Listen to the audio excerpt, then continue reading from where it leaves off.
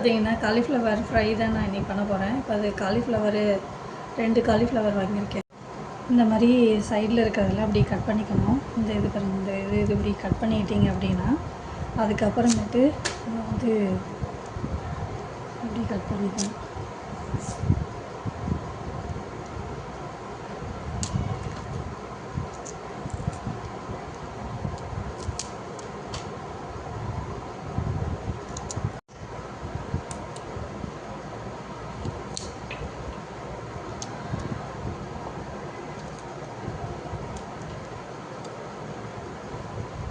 இந்த மாதிரி கட் பண்ணிவிட்டு இந்த இது இருக்குது பார்த்திங்களா, இதெல்லாம் வந்து கத்தியில் எடுத்துடணும். இந்த மாதிரி எடுத்துட்டு இந்த மாதிரி எடுத்துடணும். இந்த இதெல்லாம் எடுத்துடணும். எடுத்துட்டு க்ளீன் பண்ணிவிட்டு அதுக்கப்புறமேட்டு அப்படியே நடுவில் கட் பண்ணணும். இந்த இடத்துல நடுவில் கட் பண்ணிங்க அப்படின்னா ஒரு 4ஆக கட் பண்ணிங்க அப்படின்னா வரும். இந்த பாருங்கள், இந்த பாருங்கள், இந்த மாதிரி ஒரு இதிலே பாதி கூட போடலாம். இங்கே கட் பண்ணியிருக்கேன் பார்த்தீங்களா, அந்த நடுவில் தான் கட் பண்ணி பின்னாடியிலேருந்து இங்கே பாருங்கள், பின்னாடியிலேருந்து கட் பண்ணி போனீங்கன்னா கொஞ்சம் வரும். மேலேருந்து கட் பண்ணிங்க அப்படின்னா சைஸ் வந்து பெரிய பெரிய சைஸாக வரும். அதனால தான் பின்னாடியிலேருந்து கட் பண்ணணும். இந்த பாருங்கள், இது பாருங்கள், பர்ஃபெக்டாக இந்த மாதிரி இருக்குது. பூ வந்து இந்த இடத்துல கட் பண்ணுறப்ப என்ன ஆகும்னா உதிரும். அதுக்காக தான் பின்னாடியிலேருந்து கட் பண்ணிட்டு போனோம்னா உதிராது, அந்தளவு நல்லாயிருக்கும். இது பாருங்கள், இந்த சைஸில் அந்த மாதிரி கட் பண்ணி எடுத்து வச்சுக்கோங்க பூ.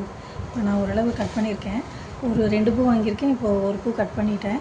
இப்போ அடுத்தது பார்த்திங்கன்னா இன்னொரு பூ நான் கட் பண்ணி முடிச்சுட்டு நம்ம ரெடி பண்ணலாம், ஸ்டார்ட் பண்ணலாம்.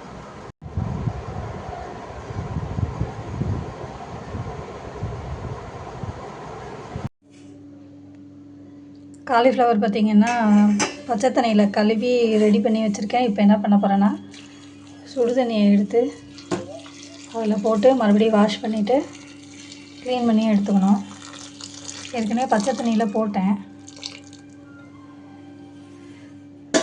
அப்படியே வாஷ் பண்ணி எடுத்தாவே போதும். இப்போ இந்த ஒரு 10 மினிட்ஸ் அப்படியே இருக்கட்டும். போட்டு ஒரு மூடி போட்டு கூட நம்ம மூடி வச்சிடலாம்.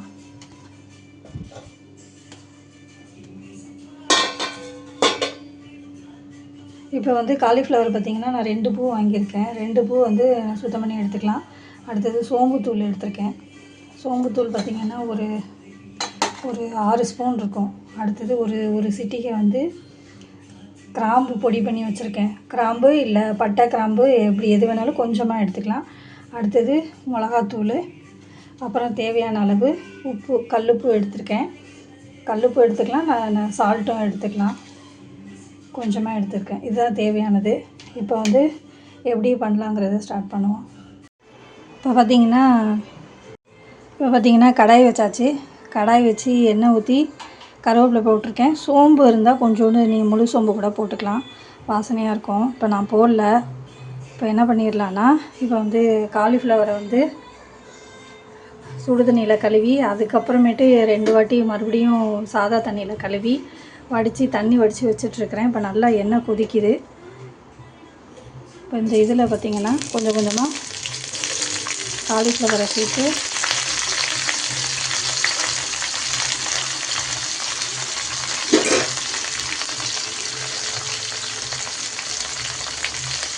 உப்பு, இதில் பார்த்திங்கன்னா கல்லுப்பு நான் பாதி தான் சேர்த்து பண்ணேன்.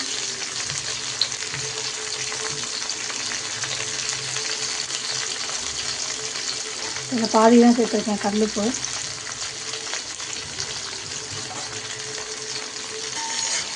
சேர்த்துட்டு கரட்டி விடுவோம்.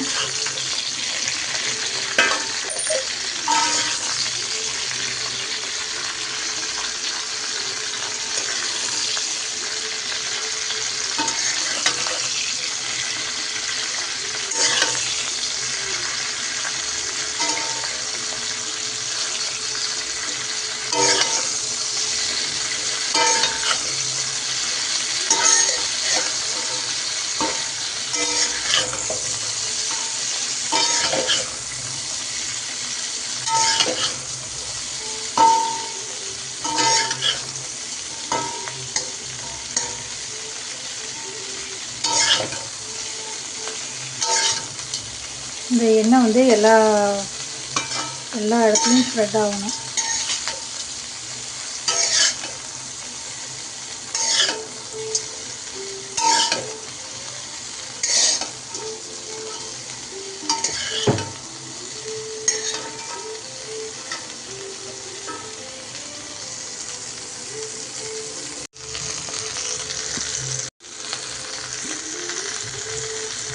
காலிஃப்ளவரில் பார்த்திங்கன்னா vitamin C, vitamin K, vitamin B6, potassium, அப்புறம் பார்த்திங்கன்னா ஃபைபர் நிறையா இருக்குது, நார்ச்சத்து நிறையா இருக்குது. டயட்டில் இருக்கிறவங்க இது எடுத்துக்கலாம் அப்படிங்கிறாங்க. அதே மாதிரி ஹார்ட்டுக்கும் நல்லதுங்கிறாங்க. புற்றுநோய் வர்றதுலேருந்து தடுக்குது. அடுத்து மூளைக்கு மூளை வளர்ச்சிக்கு தேவையான இந்த கொலனின் என்ற சத்து வந்து கிடைக்குதான். விட்டமின் கே, அடுத்து எலும்புக்கு தேவையான அந்த விட்டமின் கே வந்து வலுவாகிறதுக்கு இந்த காலிஃப்ளவர் ஹெல்ப்பாக இருக்குது. ஏன்னா இந்த காலிஃப்ளவர் செஞ்சால் மட்டும் பார்த்தாது, அதுக்கு என்ன பெனிஃபிட்ஸ் இருக்குது, நம்ம சாப்பிட்றதுனால நம்மளுக்கு என்ன உடம்புக்கு கிடைக்கிறதுங்கிறது நம்ம தெரிஞ்சுக்கிட்டால் இன்னும் சாப்பிட நல்லாயிருக்கும். இது வந்து எலும்புக்கு நல்லது. விட்டமின் சி வந்து ரொம்ப அதிகமாக இருக்குது. டயட்டில் இருக்கிறவங்க தாராளமாக எடுத்துக்கலாம். பெரியவங்க, வயசானவங்க எடுத்துக்கலாம். ஏன்னா இப்போது நிறைய பார்த்திங்கன்னா காய்கறியே சேர்க்குறதே கம்மியாகிடுச்சு. நிறைய பேர் காய்கறி வந்து ஒரு மாதத்தில் 1 நாள் 2 நாள் தான் எடுத்துக்கிறாங்க. முக்கால்வாசி அவங்க இந்த வெளியில் வாங்கி தான் சாப்பிட்றாங்க. சிக்கனு, மட்டனு இந்த மாதிரி தான் சாப்பிட்டுக்கிட்டே இருக்கிறாங்க. அதனால தான் வந்து சொன்னோம்னா அட்லீஸ்ட்டு இவ்வளோ இருக்கா அப்படிங்கிற மாதிரி சில பேத்துக்கு வந்து இந்த எலும்பில் ப்ராப்ளம் இருக்கும். இந்த அந்த மாதிரி டிஃபிஷியன்சி இருக்குது, எலும்பில் டிஃபிஷியன்சி இருக்குது, கால்சியம் சத்து கம்மியாக இருக்குதுன்னா அவங்களுக்குலாம் வந்து இந்த காலிஃப்ளவர் வந்து ரொம்ப பிடிக்கும். அவங்களுக்கு அந்த சாப்பிட்ணுன்னே அவங்களுக்கு தோணிக்கிட்டே இருக்கும். நம்ம வந்து காலிஃப்ளவர் 65 வந்து கடையில் போய் வாங்குகிறோம் இல்லையா, அப்போ வந்து நம்ம யாருக்கு கால்சியம் சத்து கம்மியாக இருக்கோ அவங்களுக்கு வந்து அதை பார்த்தோன்னே அதை சாப்பிடணும்னு தோணும். ஆட்டோமேட்டிக்காக நம்ம உடம்பு வந்து அதை சாப்பிட்ணுன்னு நம்மளை தோணும். இது வயசானவங்க கூட இந்த ஃபுட்டு சாப்பிட்டுக்கலாம். கொஞ்சமாக எண்ணெய் போட்டு அப்படி தான் செய்கிறோம். இது நல்லா பார்த்திங்கன்னா நல்லா ஃப்ரை ஆகணும். எண்ணெயில் ஃப்ரை ஆனதுக்கப்புறமேட்டு தான் நம்ம மீதி மசாலா வந்து சேர்க்குறோம். இதில் நம்ம பெருசாக எதுவுமே சேர்க்கவே இல்லை. இதில் இன்னொன்று பார்த்திங்கன்னா உங்களுக்கு கொஞ்சம் கிரேவி மாதிரி வேணும், லைட்டாக வேணும்னா ஒரு வெங்காயம் 2 வெங்காயம் மட்டும் சேர்த்துக்கிட்டிங்கன்னா கொஞ்சம் லைட்டாக அந்த லைட் கிரேவி மாதிரி வரும். அதே மாதிரி இது வந்து ஸ்கின்னுக்கு ரொம்ப நல்லது. கொலாஜின் சொல்லுவோம் இல்லையா, நம்ம ஸ்கின் வந்து பளபளன்னு இருக்கிறதுக்கு அது வந்து இது ப்ரொடியூஸ் பண்ணுறதுனால இந்த கொலாஜின் உற்பத்தி ஆகிறதுக்கு இது யூஸ்ஃபுல்லாக இருக்குது. நம்ம சாப்பிட்றதுனால நம்ம ஸ்கின்னுக்கும் ரொம்ப நல்லது. இப்போ இதில் வந்து மசாலா எதுவுமே போடலை. ஏன்னா நல்லா வறுத்துட்டு இந்த மாதிரி ப்ரௌன் கலரில் வரும் பாருங்களேன், அப்போ போட்டால் தான் மசாலா அப்போ தான் போடணும். அதுக்கு முன்னாடியே போட்டோம்னா நம்ம இந்த ஃப்ரை பண்ணுறது சரியாக ஃப்ரை ஆகாது.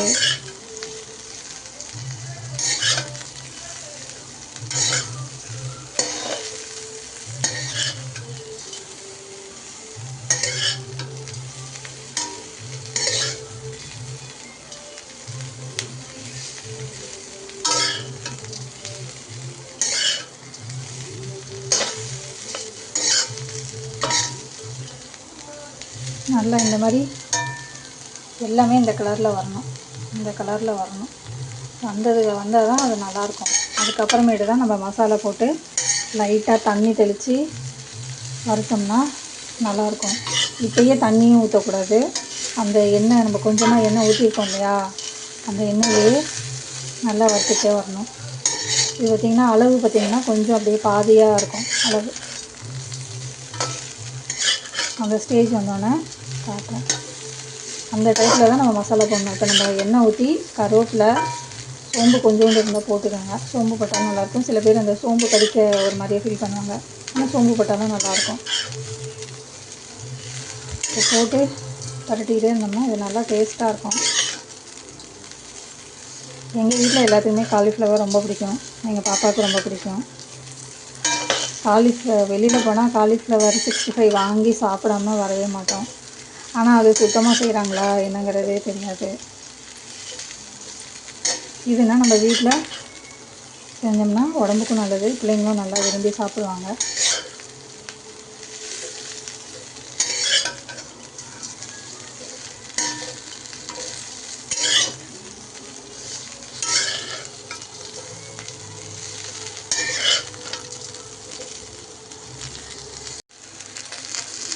இப்போ பார்த்திங்கன்னா நல்லா கலர் மாறிடுச்சு, பாதியாக சுருங்கிடுச்சு காலிஃப்ளவர்.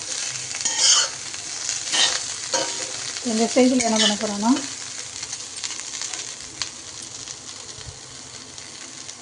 சோம்புத்தூள் எடுத்து சேர்க்க போகிறோம்.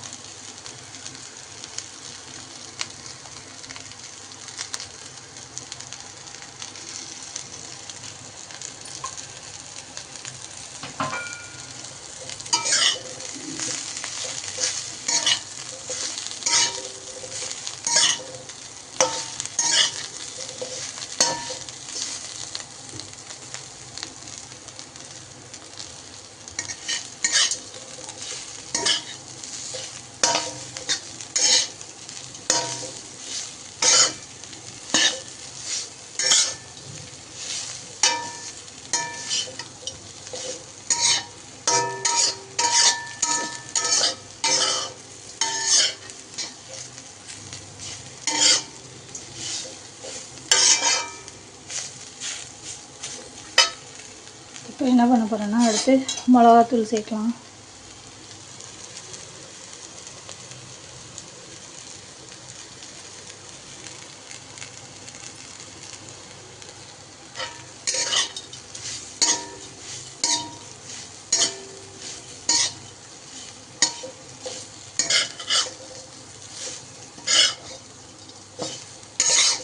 மிளகாத்தூள் இந்த மசாலா வந்து எல்லாத்துலேயுமே அப்படியே மிக்ஸ் ஆகணும். இதே மாதிரியே பரட்டிக்கிட்டே இருந்தோம் அப்படின்னா, இன்னும் ஒரு தண்ணி தெளிக்காமல் அப்படியே பரட்டி ஒரு 1/4 மணி நேரம் அப்படியே பரட்டிக்கிட்டே இருந்தோம்னா அந்த இதெல்லாம் பார்த்திங்கன்னா மொறுமொறுன்னு ஆகிடும். அதையும் சாப்பிட்றதுக்கு ரொம்ப நல்லாயிருக்கும். அதுவும் நாங்கள் ட்ரை பண்ணியிருக்கோம். அது வந்து காலிஃப்ளவர் வந்து ஃப்ரெஷ்ஷாக இல்லாமல் காஞ்சி போயிருக்குல்ல, அந்த காலிஃப்ளவரில் பண்ணால் இன்னும் நல்லாயிருக்கும்.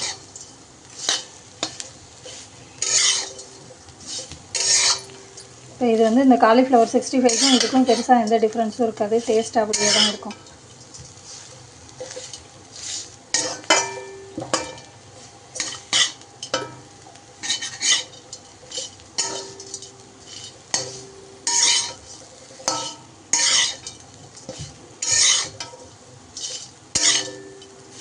இப்போ ஓரளவு மசாலாலாம் நல்லா மிக்ஸ் ஆகிடுச்சு.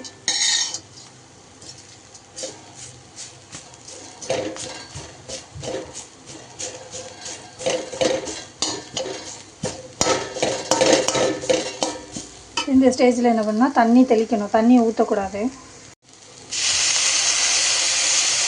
அதுக்கு அப்படியே தண்ணி தெளித்து இந்த மசாலா வந்து தீஞ்சு போகாமல் இருக்கிறதுக்காக தான் இப்போ தண்ணி ஊற்றுறது.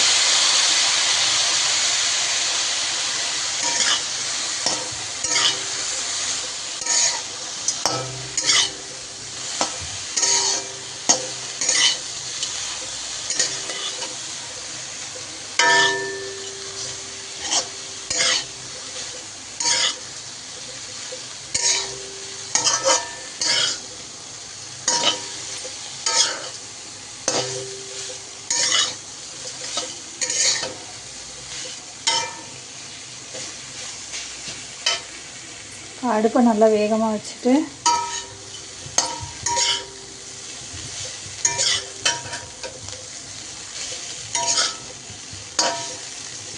காலிஃப்ளவர் வந்து உங்களுக்கு இன்னும் சின்ன சின்ன பீஸாக வேணும் அப்படின்னா இந்த மாதிரி பண்ணிங்க அப்படின்னா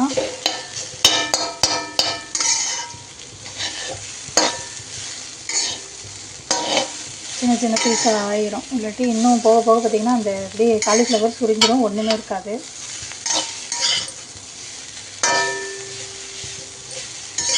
நல்லா வேகம் திருப்பி அந்த மசாலா வந்து கொஞ்சம் தீர மாதிரி இருந்தால் மட்டும்தான் நீங்கள் தண்ணி தெளிக்கணும். அதுக்காக தான் தண்ணியை தெளிக்கிறது. கொஞ்சம் தண்ணி தெளிச்சுக்கணும்.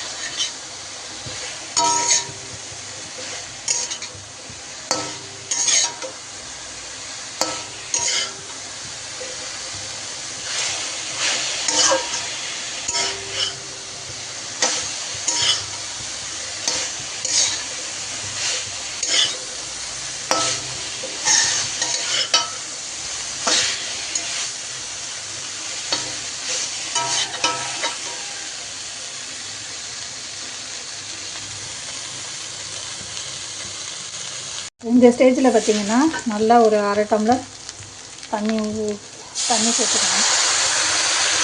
இந்த டயத்தில் தான் நிறைய தண்ணி சேர்க்கணும். இது எல்லாமே தண்ணி தெளித்து தான் நம்ம இது பண்ணுற மாதிரியாக இருக்கும்.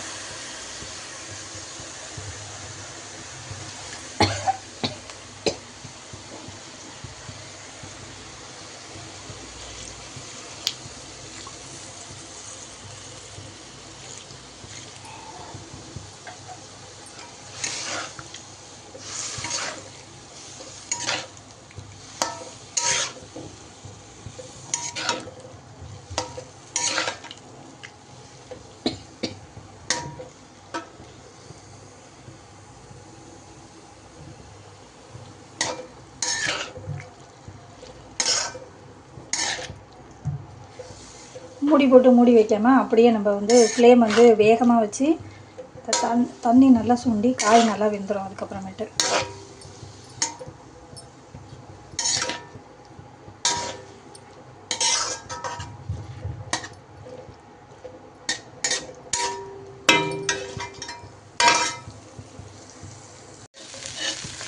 தண்ணியெலாம் நல்லா சுண்டி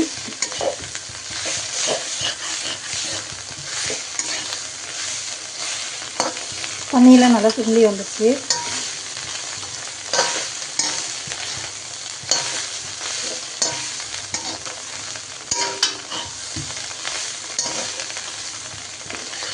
லைட்டாக எண்ணெய் இது மாதிரி வரணும். லைட்டாக வந்துச்சு நிறைய போதும்.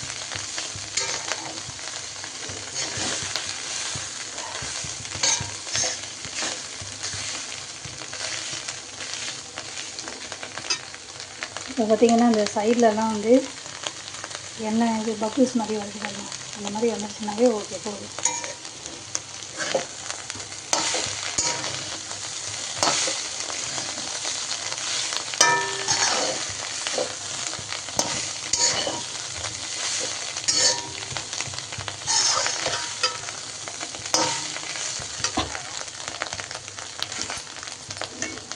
நம்ம எடுத்து வச்சுருக்கிற கிராம்பு ஒரு சிட்டிகை தான் கொஞ்சமாக போட்டுக்கலாம்.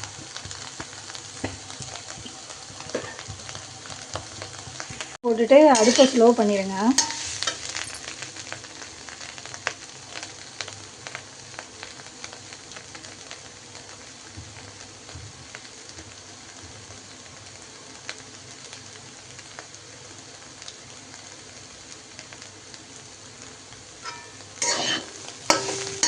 அவ்வளோதான், அந்த காலிஃப்ளவர் ரெடி ஆகிடுச்சு.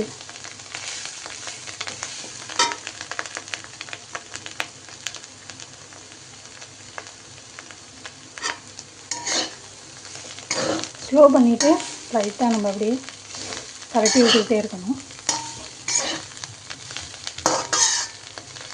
பார்த்திங்கன்னா அப்படியே வந்து பாதியாகிடுச்சு.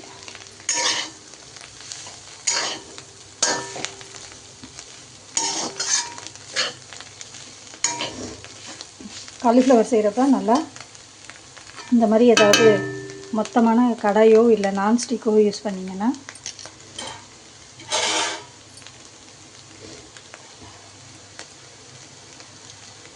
நல்லா வறுக்கலாம். ஃப்ரை பண்ணுறதுக்கு நல்லாயிருக்கும்.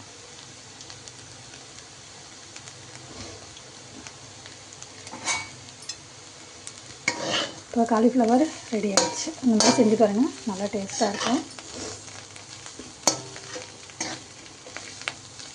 சேனலை சப்ஸ்கிரைப் பண்ணுங்கள் ப்ளீஸ். எனக்கு சப்ஸ்கிரிப்ஷன் ரொம்ப கம்மியாக இருக்குது. சப்ஸ்கிரைப் பண்ணுங்கள். தேங்க்யூ.